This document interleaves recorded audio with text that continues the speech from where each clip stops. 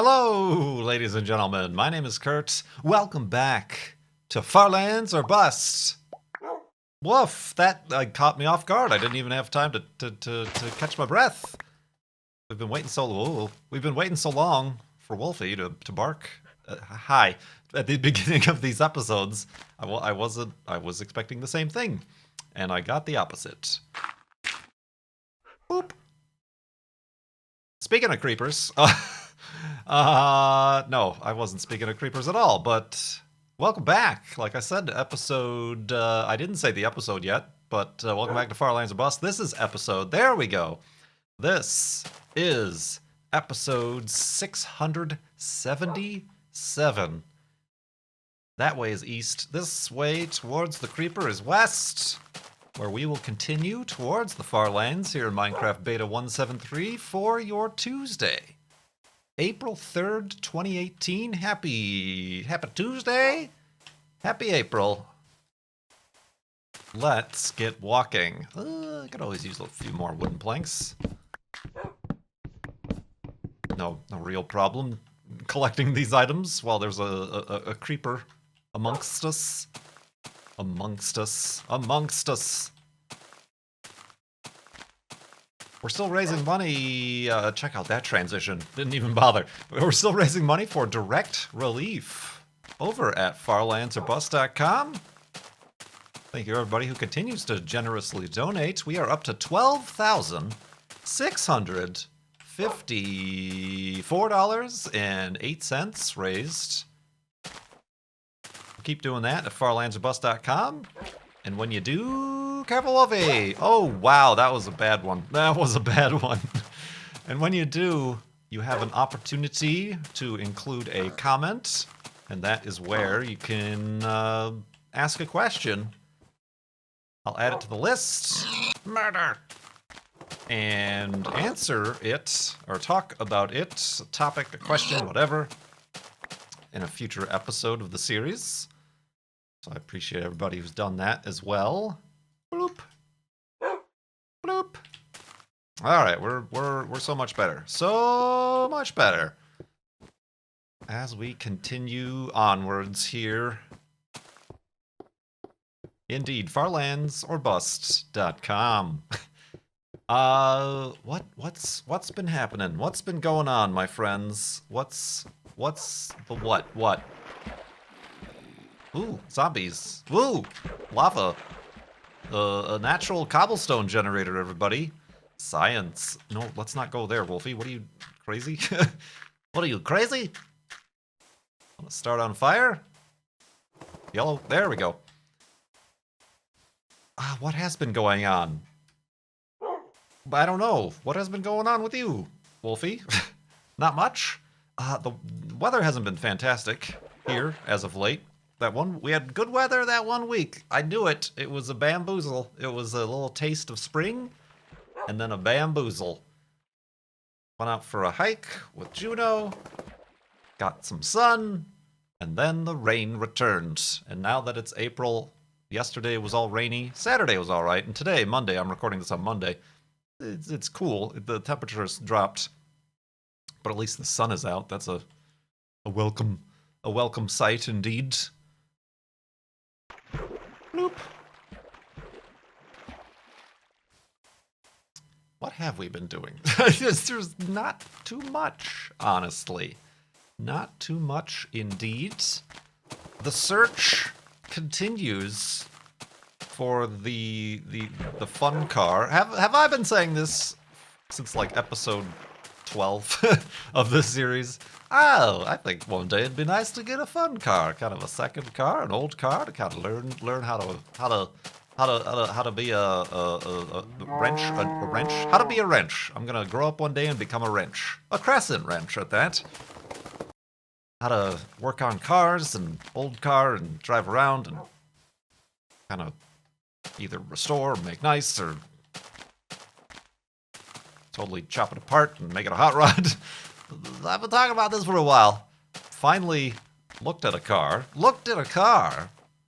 yesterday, and if I would be remiss if I didn't personally also thank long-term Farlander, less cubes, Les Cubes for who's local to Seattle for coming up and helping me out. Much appreciated, Les Cubes. He came up in his he owns a 71 Chevelle. Came up in that beast of an automobile. Let me actually drive it around a little bit, which was cool. But then we went and looked at a car. Not gonna say what yet, though. Not gonna say what yet. We're waiting. I'm waiting. I don't know who's this we. Me and Juno. We're waiting on the title. I could have obtained it yesterday, but the guy couldn't find the title. Not that it's a missing title. Apparently he has it, supposedly, but waiting for him to find the title, and then we may pull the trigger. But, yeah, not gonna say what yet. I'm trying to figure out how I can reveal it. I gotta take some pictures of, like, another Jaguar F-Type and post it to Instagram and people will freak out. It's not a Jaguar. I can tell you that much.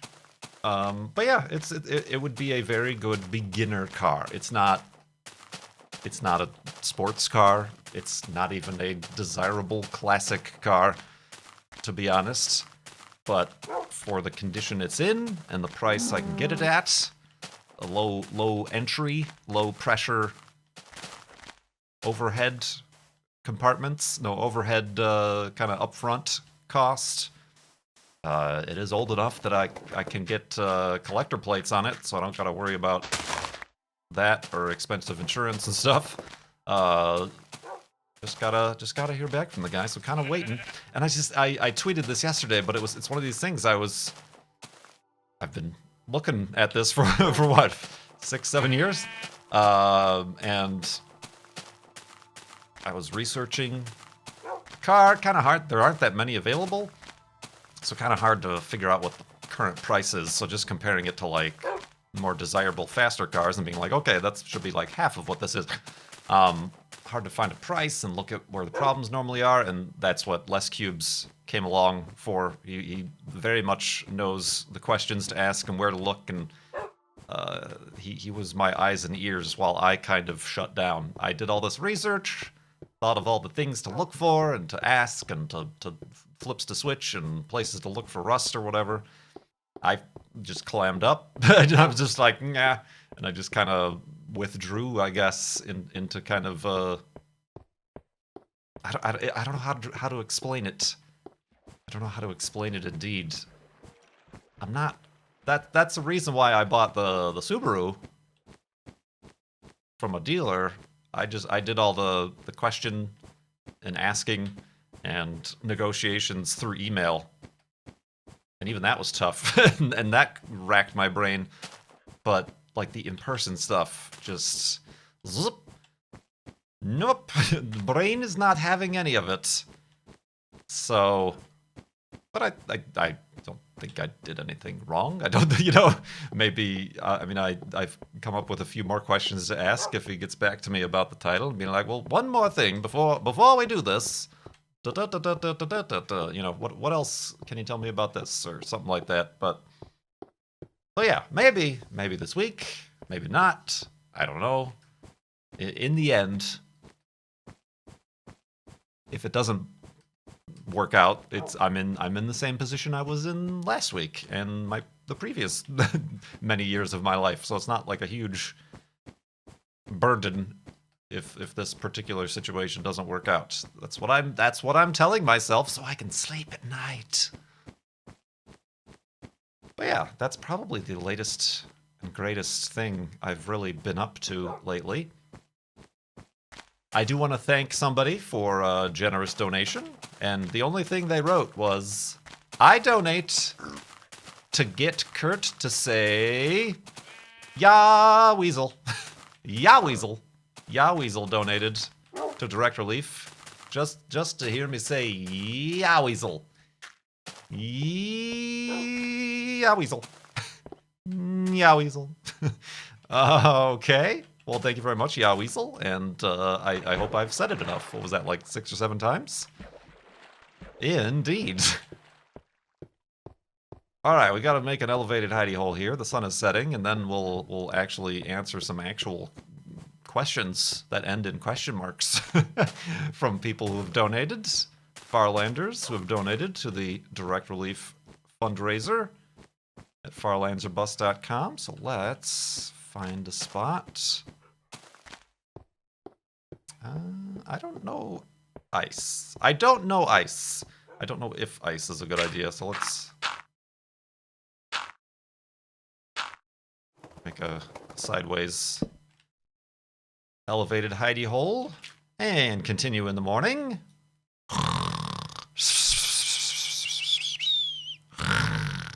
And awakeness. And continuing onness. And continuing on indeed. Woof. David, thank you very much for the donation, asks, have you ever had any near-death experiences?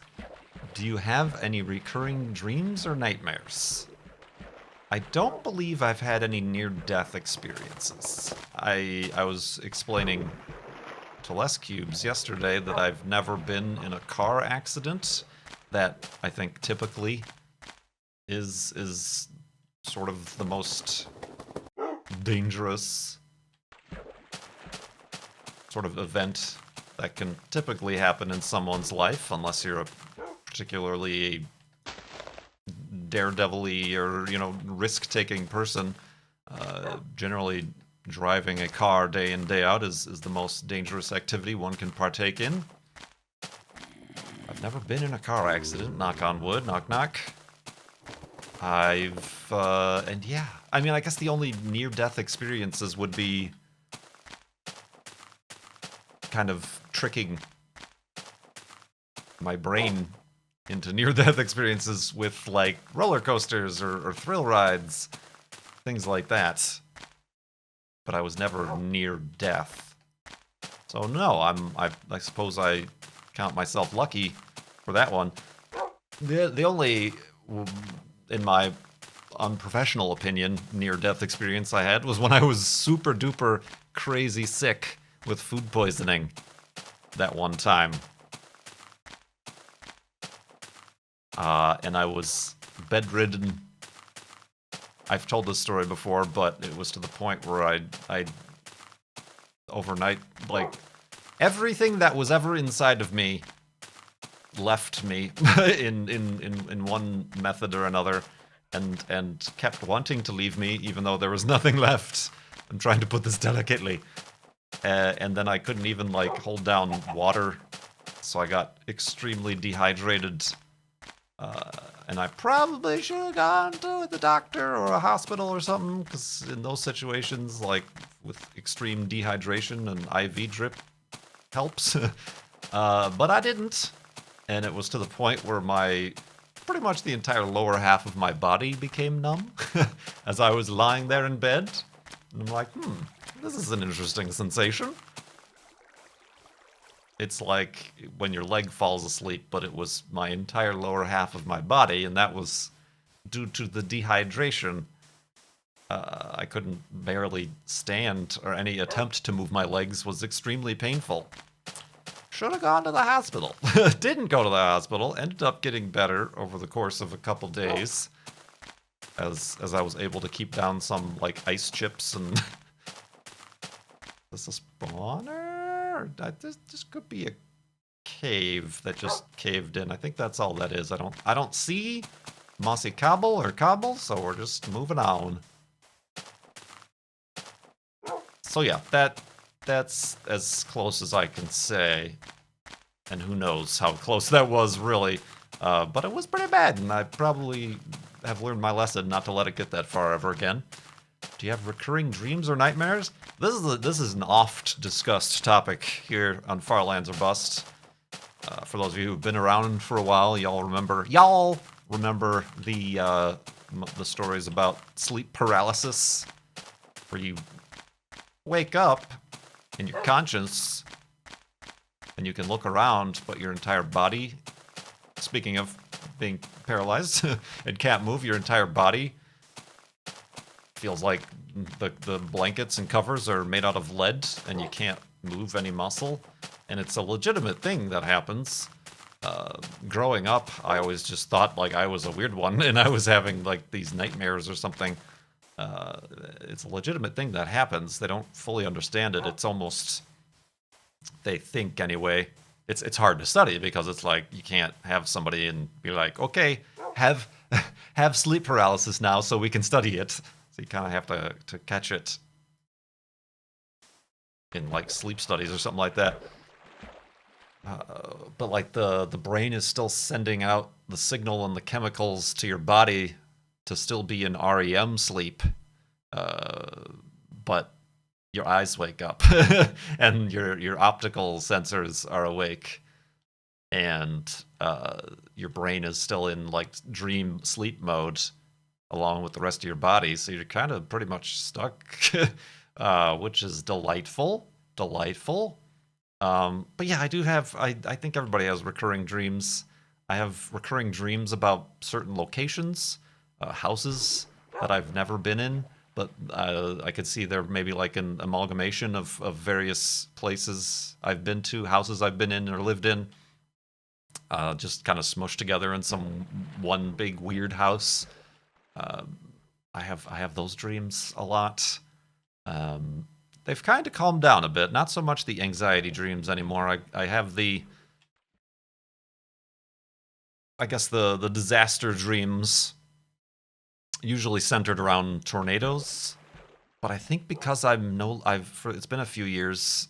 I lived in Arizona, and now I'm in here in Washington and Seattle, where there aren't many or any thunderstorms. Now that I live outside of the tornado alley, where I grew up in northern Illinois. I think my brain has sort of forgotten about thunderstorms and bad weather, so that's not so much a dream anymore. And there's your typical, being back in high school, however, at my current age, and realizing, oh, I never got my high school diploma because I never took this class, so you're back and trying to take class and pass a test, but you didn't study or you didn't do your homework, and then I start to realize, wait a minute, that doesn't matter. I like do this YouTube thing. I don't need a diploma or anything for this. Why does this matter? Why am I back here? Or bathrooms. It weird privacy situations. Bathrooms where the bathroom stalls don't exist or not tall enough, and or like all the toilets are clogged or something. I don't know. That's I guess public restrooms are an anxiety point for me. So yeah, those happen a lot. those are annoying and uncomfortable. So yeah, I don't think any of the recurring dreams I have are that unique. It seems like it's a shared mental sort of consistency among us human beings,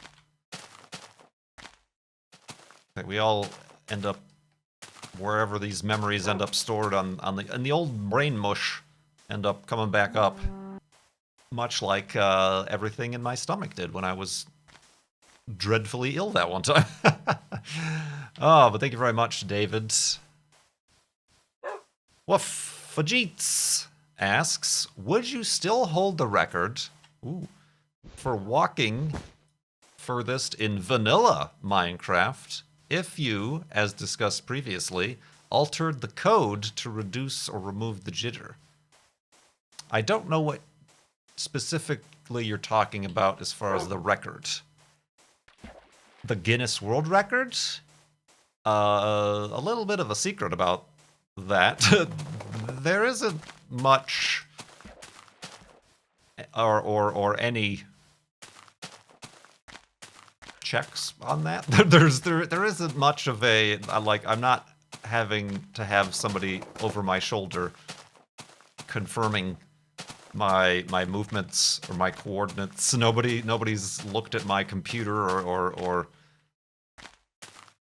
asked for my hard drives or needed two various different variations of proof.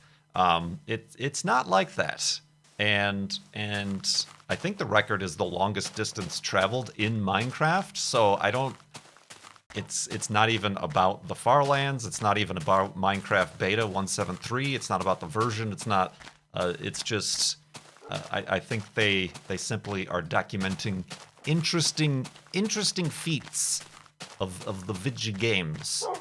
I think in the case of records that are kind of challenged by multiple record holders, I think that's the case where they're a little bit more thorough with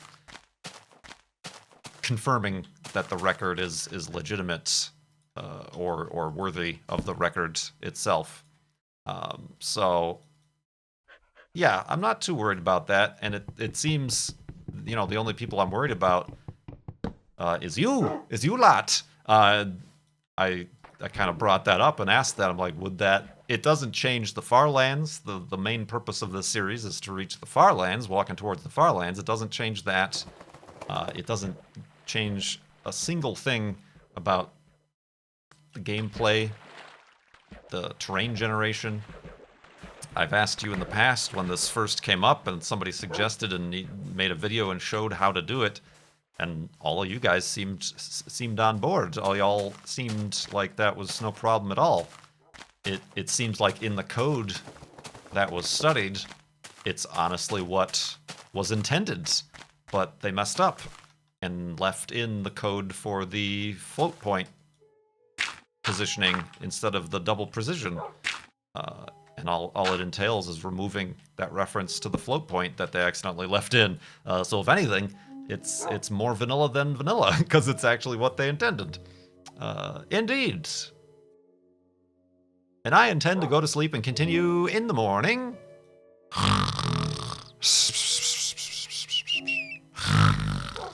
And awakeness. Indeed. Continuing on. Chris asks, as you, I struggle with anxiety. For some time, I've been wanting to rescue a dog, but wonder if that would affect badly in any way my mental health. Does Juno help you to battle anxiety? I certainly, first off, I had the same reservations both times about adopting a dog, because it is a life change, certainly. Am I gonna be around enough? Is this the right size house? Should I have a yard?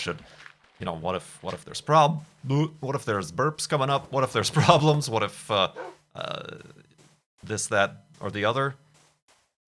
And I certainly think that that means that you are doing your due diligence to make sure it is the right thing for you to do, as opposed to somebody who might just be like, I want a dog, and goes out and buys or adopts a dog without actually fully preparing or considering the, whatever decade or more long commitment you're making.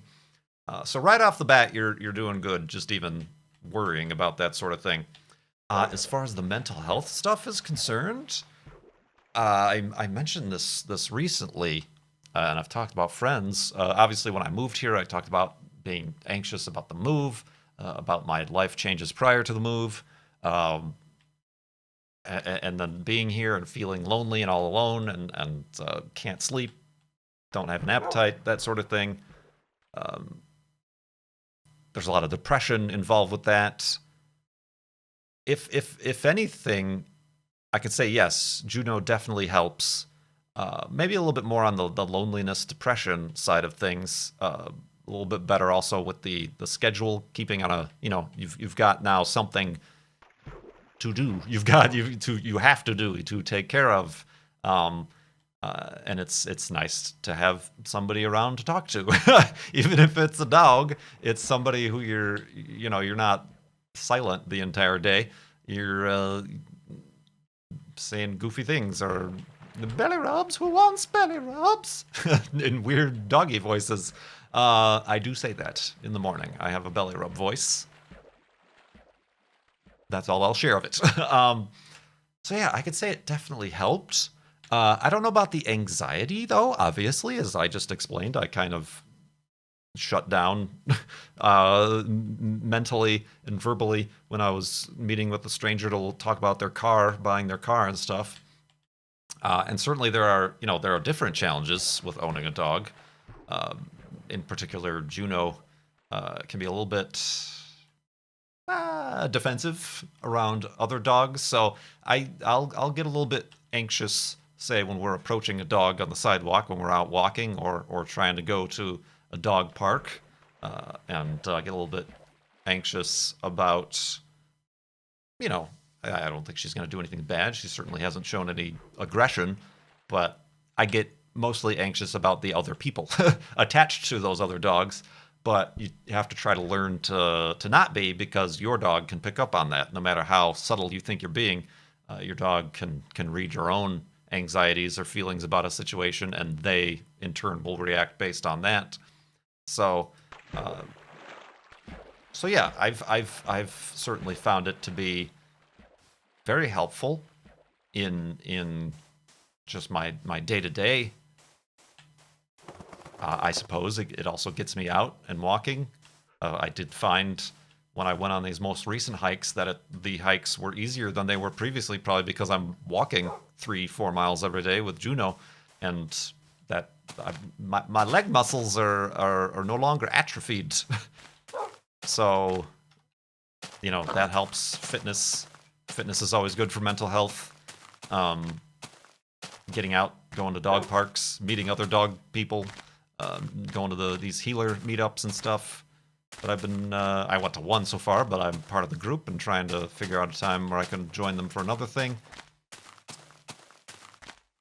So yeah, I don't know that it would badly. I can't see a way that it would negatively affect anybody's mental health if they're in a situation financially, home wise, schedule wise, if they're in a situation that they've looked at and deemed, ooh, spooky noises, that it's a good time for them to own a dog. Adopting a dog is always the way I would recommend it.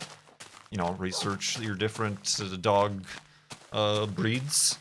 Make sure you have one that will match what you expect. Huskies look really cool, and they look almost like wolves, and they're really neat, but they're also very high maintenance and require a lot of exercise and stimulation, and they have a lot of hair that gets everywhere. So don't make that an impulse decision either. But at the same time, talking to Beef and stuff, he loves Bubba, and he likes the big old English bulldog. Is that what he is? But it's kind of a big lump. Beef wishes he could go on a hike or go on a run or something with Bubba, but he can't because Bubba's just a big mushroom that doesn't move very fast. So make sure you do your due diligence with that. Some breeds are more readily available than others as far as adopting rescues are concerned.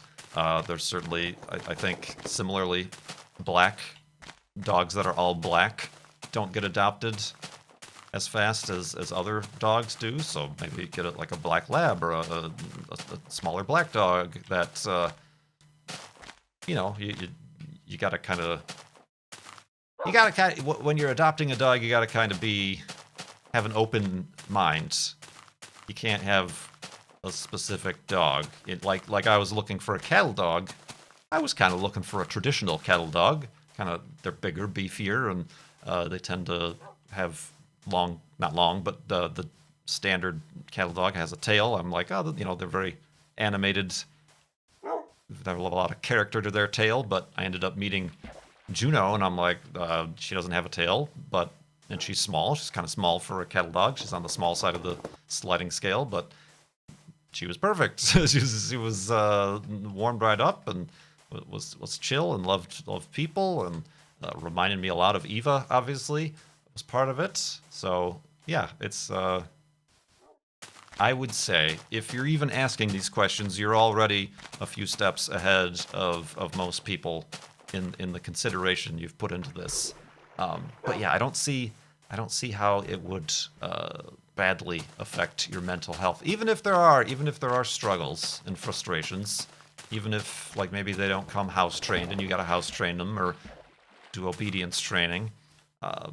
Then that's, I think you can, instead of looking like that as a bad thing and getting bummed out about it, you can look at it as a challenge not only for the dog to overcome, but for you to overcome as the owner, I think.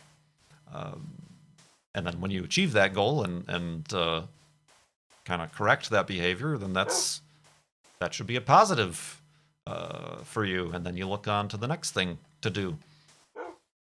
And it kind of snowballs like that. So, yeah. Right, Wolfie? You're not a negative. I mean, except for the whole thing about walking into cactus and off cliffs and making it super nerve-wracking to do live streams just in case anything bad happens. No problems whatsoever. Come on, Wolfie. So yeah, Chris, thank you very much for your donation and question. And I think we will we'll end on that one because the sun is setting. Do appreciate you watching. farlandserbus.com.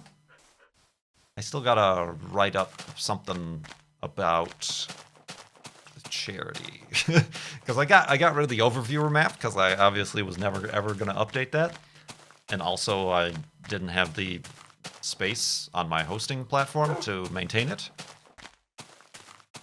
And I replaced it with like an about the charity page, but I still haven't put content on that page. It's basically, yeah, this is a place where we'll talk about the charity we're supporting. I haven't done that yet, so I gotta get around to doing that. But certainly at the Direct Relief website, you can find out a lot more specifics about the work they do, and where the donations here through Farlands or Buster, the causes they'll end up helping. So I do appreciate that. And I appreciate you watching and following along. Whoops, did I do something wrong here? Here, let's...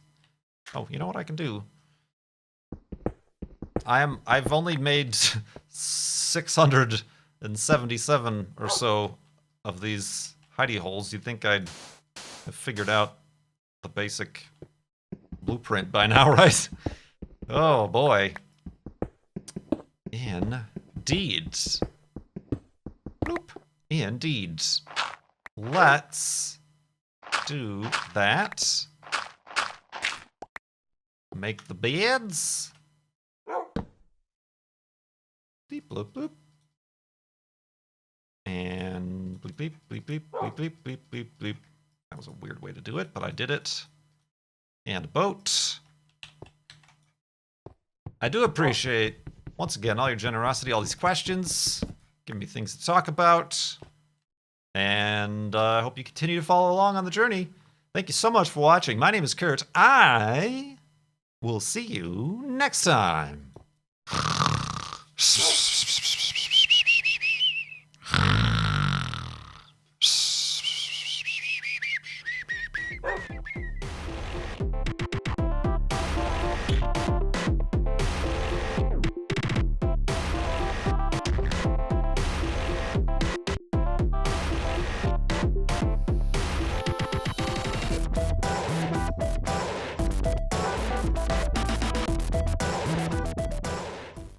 I'm gonna grow up one day and become a wrench. A crescent wrench at that.